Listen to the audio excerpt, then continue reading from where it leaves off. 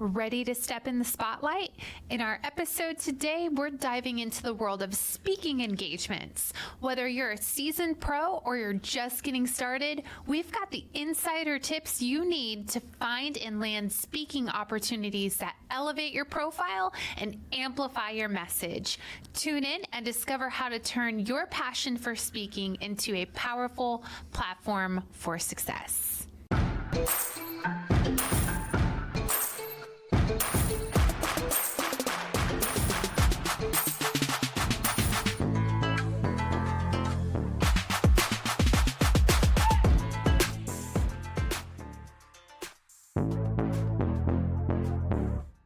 Lady bosses, are you working even after putting the kids to bed but still not getting results? Are you tired of spending money on ads that aren't getting engagement? Do you feel burdened that you aren't fulfilling your purpose in life because you are so consumed with work? I'm your host, Brooke Bolts. I'm an attorney and founder of Bolts Legal. I started my business and in 1 year was bringing in 7 figures and am now bringing in multi-7 figures. And I'm your co-host, Rachel Bolts, owner of Bolts Media. I've helped many businesses build their online presence and increase their revenue through digital marketing. Want to hear how we did it? We are here to help you achieve your goals personally, professionally, and spiritually. So kick off your high heels, sit back, and let's ignite that passion. We're Miss Biz, where we're putting the Miss in biz. Let's get biz done. Participating in speaking engagements is so impactful to creating the perception that you are a thought leader in your area of business.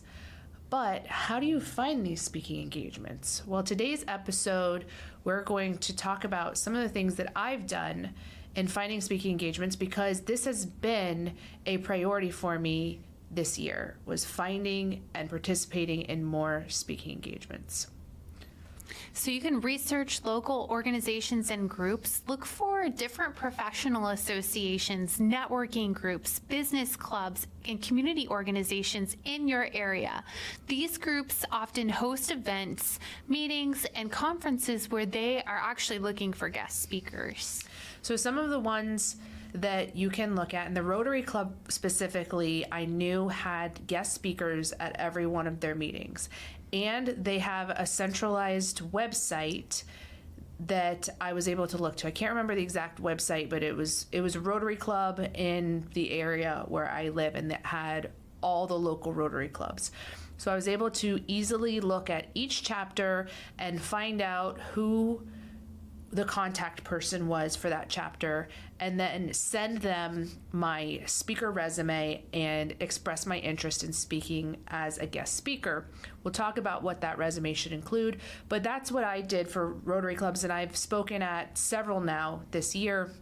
They've actually turned out to be really great events. Some of the Rotary clubs are smaller than others, but even the small groups that I've gone to, I've always come away with at least a couple of really good connections.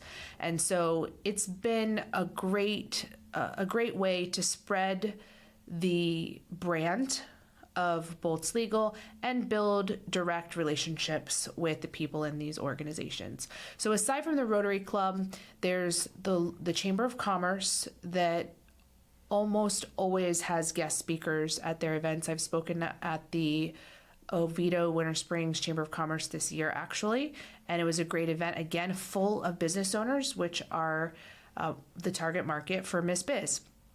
Also, professional associations within your industry. So for me, that would be lawyer groups. There's just so many. You don't even, I think, realize how many organizations there are out there until you just start Googling. There are so many women business groups.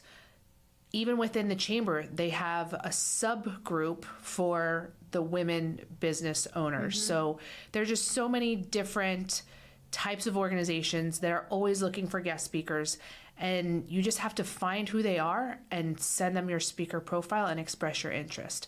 So also there's networking groups, BNI, for example, that Rachel and I are a part of. As part of your membership, you get to give a 10-minute presentation once every several months. But that's an opportunity to speak in front of a group. There's nonprofit organizations, the Lions Club, Kiwanis clubs, educational institutions. I've spoken at both Rollins College, which is a college here in Orlando. I've also spoken more than once at Palmer Chiropractic College in Port Orange. And those opportunities just arose because I met someone who went to school there. Actually, Palmer, originally, I don't think I knew anyone there directly. I think we just reached out by email and discussed the topics that I could speak on that we thought they would be of interest to their chiropractic students. And they expressed an interest, and I went and did a couple presentations there. And then finally, as religious organizations also are oftentimes looking for guest speakers. So this is just a list of some of the type of local organizations that you can reach out to express your interest in speaking at one of their meetings. If you enjoy the Miss Biz podcast but still have questions or need advice, we have some exciting news for you. Join us for Miss Biz Connects. Miss Biz Connects is a weekly 1-hour Zoom call on Fridays at 10 a.m. Eastern Standard Time. This is 1 hour each week dedicated to you. We want to meet you and put our brains together to help you grow personally, professionally, and spiritually. To access the meeting link, visit us on our social media pages at Miss Biz Podcast or send us an email to missbizpod@gmail.com. Join us this Friday and let's grow the Miss Biz Nation. I love that. So once you have like an Excel spreadsheet of all these different organizations of places that you want to contact, you can then start working on your speaker resume. So I have 2 speaker resumes. I have the long version and the short version. So we'll start with the long version first. And these are the ones that you'll attach to an email when you're sending an official formal email to someone to request a speaking engagement. So you'll obviously have your name and business title, the topics that you can speak on. This really needs to be front and center. It's very important because the first question that they will ask, they may look and say, oh, they've got a great educational background or something like that, but what are they going to share with our audience that's going to be of interest to our membership? So putting the topics that you can speak on, maybe 3 to 5 of those, is really going to make an impact on whether or not they choose to invite you to speak. Then you'll put a brief biography, your professional biography. Then I put a few fun facts, 3 or 4 fun facts in bullet point format. Then some videos. You can't put the actual video, but put the link to the YouTube video so that they can see what your personality is like. So if you have some YouTube videos or social media videos that you've posted before where you're speaking, it's good to put those links in the resume so that they can click it and see what you look like, what your personality is like, and get a feel for what type of presenter you would be. Next is some photos, and I do kind of a mix of photos. You can do both some professional photos, but you could also do some more personalized photos, maybe professional pictures of you with your family, or you with a pet, or something, you with a client, something that humanizes you, not just a straight professional headshot. And then media appearances and other speaking engagements. This is important to list those there. If you've spoken at other places or been in the media in some sort, listing those is going to be impressive and also show that you're an experienced speaker. If you haven't had any of those yet and you're just starting out, you can leave those off. But if you do, you want to make sure those are listed as well. Finally, a couple testimonials. You can take a couple of reviews that you've gotten, put those there, not too many, just 2 or 3 of your best reviews or testimonials, putting that on there. And then finally is the list of all your links, your websites, your podcast links if you have a podcast, social media links, just all, if you have a YouTube channel, your YouTube channel links, just listing your links at the bottom is going to make it easy for people to click and look at more information about you and get a better feel for who you are. So what does the abbreviated version look like? So the abbreviated is going to be one page, and it is for the purpose of posting it on social media posts. So next I'm going to talk about how Facebook, you can find speaking engagements through Facebook groups, but having a one-page abbreviated speaker resume is something that you can post in a comment on a Facebook post, and people can get a quick idea of who you are and they can respond to it. You obviously don't want to post 3 or 4 or 5 pages of a full speaker profile on a social media page. So you want to have the one page. And then that one particularly, I like to be really colorful and stand out, because if a bunch of people are posting it in a comment section, I want mine to stand out and be noticeable. So that's really the abbreviated one. And for that one, the main things I would include on it is obviously your name and business title, the topics you can speak on, other speaking engagements you've done, media appearances, and then a short bio and some of your links. That's probably the top things to list on the abbreviated version. So how do we find these different groups online? So these groups, I cannot tell you how many opportunities you can find on these groups. Probably the one that has lent itself to the most opportunities for me has been the one called Need a Guest. Need a Guest. And this is where people who have podcasts who are looking for guests for their podcasts. So nowadays, the in-person speaking engagements are going to be the best for direct relationship building. However, being on the podcast is going to have the most long-term repeated impact, because people will be listening to this podcast episode for years on end, and you have the ability to forward the link to this podcast to many other places and to post it on your own social media. So being a guest on a podcast is really beneficial to building your credibility as a speaker and as an authority figure in your business. So the Need a Guest Facebook group is incredibly simple. It is exactly what it sounds like. People post on this page, I'm looking for a podcast guest who can speak on weight loss, whatever it may be, whatever the topic may be. And then people just go, me, I can. And those people who are just saying, me, yes, me, they're not getting responses. But if you have your abbreviated speaker resume that you post there, and then you write a couple of sentences, I would be honored to be a guest on your podcast.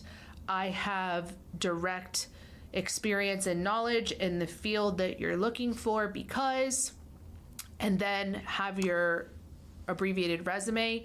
That has been tremendously successful for me. I've been on this year alone, which is the year I've been focusing on it, where basically a quarter of the way through the year, I've been on over a dozen podcasts just from simply commenting on other people's posts. And Need a Guest has been the best one with the most opportunities. There's some others. One's called Speaker Connections. There is Breakthrough Public Speakers, Podcast Guest, and Podcast Guest Connection. Those are some of the Facebook groups. There's also a paid option that I plan to participate in but have not yet, but it's been highly recommended to me, called Pod Match. And so these are people who are podcast hosts who are all trying to be matched with the right speakers that they're looking for.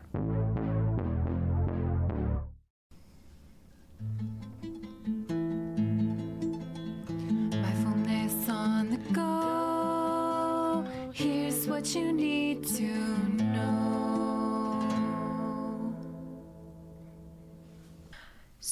So today we're going to talk about unplugging as an entrepreneur, as a business owner. Unplugging is huge. This is one of my really big values. So let's go through top 3 things that we can work on as far as unplugging. So our first thing we're going to focus on is scheduling regular detoxes. This is absolutely huge and really important, and it can feel so empowering and very uplifting. So schedule a little detox and put it into your regular routine. If I'm going to the gym in the morning, that's going to be maybe my unplug until maybe the afternoon. Whatever works for your schedule to try to get that detox in. Your second one is going to be tech-free zones. This is also a really great idea. So for instance, if my bedroom is going to be my safe haven and my sacred place, that space I'm going to reserve for no technology and being able to unplug for that time period. And then our last one is going to be engaging in offline activities. So this can be your yoga, your hiking, this can be kayaking, depending on where you're at and how I can get out of the house. That's going to be really important to kind of serve that body and to be able to unplug from that technology. That is so cute. It's almost like Match.com for podcasters. It is a great name, Podmatch. And honestly, when we talk about branding and coming up with names, this person told me the name of Podmatch probably months ago, and she only told me at one time, but it is stuck in my head because it's such a good name that it's descriptive of what you're doing, but it's also creative and cute. So it's a really great example of a title of a business that is really brilliant. So Podmatch is the name of it. It's a paid service, so I haven't gone through the whole process to sign up yet, but it was highly recommended by some other podcast hosts as a great way to find other opportunities and to find guests to be on your own podcast if you have your own. So these groups are a great way to find podcast speaking opportunities. So this year, as I mentioned, I've been really focusing on this, and these are some ways that I found local in-person speaking engagements and found podcast guest opportunities without spending that much time looking for the opportunities. The Need a Guest and Facebook groups really are just done on my daily scroll feeding, what am I saying? Feed scrolling. Yes. That's what I meant to say. Feed scrolling. As I'm scrolling my Facebook feed, these are coming up, showing me who needs it, and then I'm just like, yes, me, here's dropping my resume. And the more that you respond to those types of posts, the more Facebook will show you similar posts as well. That's true. And also, I gave you an example of 4 or 5 of these Facebook groups, but there are so many more. And once you join a couple of them, Facebook's going to start recommending you others, and there's so many. But what I do is I scroll through. I'll join the group, and then I'll scroll through to see if it is an active group, because as we all know, some of the groups aren't very active and there's only 1 or 2 people who are contributing to it. So if you scroll through and you see that it's an active group, it's one worth participating in. Now, I'll say the people on Need a Guest are probably not the podcasts with the farthest reach. They're not the people with tens of thousands of subscribers. They probably have a smaller audience. But to me, that wasn't very important. To me, I wanted to be on a solid number of podcasts consistently to be reaching whoever their audience is. And maybe their audience is small now, but it's not going to always be small. If they are consistent, their audience will grow over the course of time, and that podcast is forever memorialized in the podcast library. So don't really worry about if it's not a broad enough audience. Plus, you can use it for social media content as well to post to your own audience. So over time, you will be able to look for and be attractive to bigger podcasts to be a guest. But if you're just starting out and you're just trying to get your message out there, and you're just trying to get known by more and more people, this is a great way to do that. So the other thing that I incorporated with my speaking engagements this year that has been a game changer is the raffle for email addresses. So when I'm at an in-person speaking engagement, for example, let's say a Rotary Club, I bring a sign-in sheet and I say, and these couple of times I did a gift card, like a $50 Amazon gift card. And I said at the end of the meeting, I'm going to raffle off and give away this gift card to somebody who provides their contact information. And because they're getting something from it, people have been so much quicker to provide their contact information. So I'm now leaving these events with a whole list of contact information to put on my email list. Whereas in the past, and I wasn't doing this, I was just walking away hoping that they remember who I am when they have a legal need.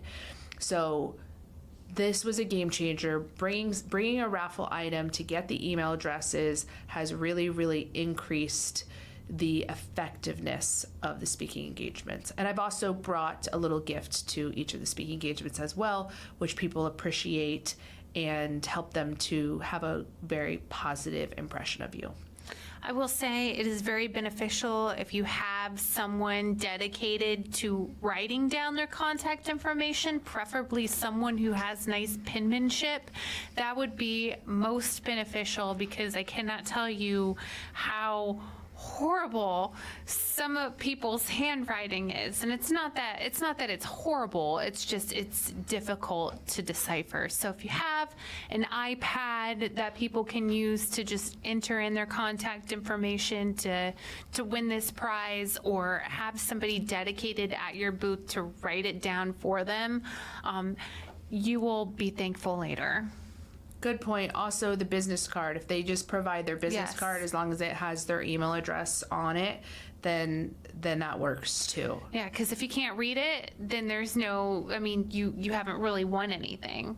It's not going to let you add an email address that doesn't exist. Right.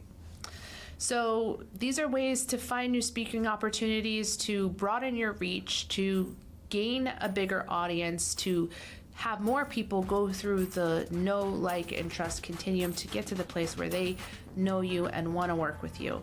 So try these things and let us know if they work for you.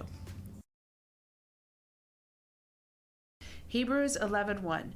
Faith shows the reality of what we hope for. It is the evidence of things we cannot see. We appreciate you and are honored to be on this journey with you. We can't wait to help you, to encourage you, and show you how to grow personally, professionally, and spiritually. If you found Miss Biz helpful, please leave a review and share with others. You can follow us on social media at Miss Biz Podcast. For legal questions or services, please visit boltslegal.com. And for digital marketing needs, please visit boltsmedia.com. Let's get biz done.